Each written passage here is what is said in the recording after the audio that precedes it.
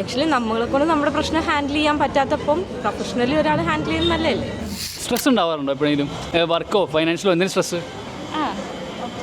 എന്ത് type stress ഉണ്ടാവാറില്ല? എന്ത് റിലേറ്റഡ് ആയിരിക്കും വരിക? അക്കാഡമിക്സ് ലൈക്ക് ഞാൻ സ്റ്റുഡൻ്റ് ആണ്, സോ വർക്ക് റിലേറ്റഡ് വർക്കിംഗ് ആണ്, അപ്പോൾ വർക്ക് റിലേറ്റഡ് കൊണ്ട് എല്ലാം ഉണ്ട്. സെയിം. അപ്പോൾ ഈ സ്ട്രെസ് വരുമ്പം നിങ്ങൾ എങ്ങനെയാണ് മാനേജ് ചെയ്യുന്നത്? മാനേജ് ചെയ്യാൻ അറിയാത്തതാണ് പ്രശ്നം.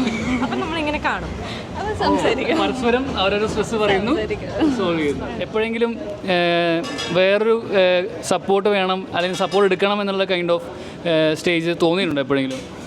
തോന്നിയിട്ടുണ്ട്. പ്രൊഫഷണൽ ഹെൽപ്പ് കിട്ടിയത് കുറച്ചും കൂടി ബെറ്റർ ആയെന്ന് നല്ലത് തോന്നുന്നു. ആക്ച്വലി ഹെൽപ്പ് ഉണ്ട്. ഓ, അപ്പോൾ അതെങ്ങനെ അങ്ങോട്ട് എത്തിയത്? ആക്ച്വലി നമ്മളെ കൊണ്ട് നമ്മുടെ പ്രശ്നം ഹാൻഡിൽ ചെയ്യാൻ പറ്റാത്തപ്പം പ്രൊഫഷണലി ഒരാൾ ഹാൻഡിൽ ചെയ്യുന്ന നല്ലതല്ലേ.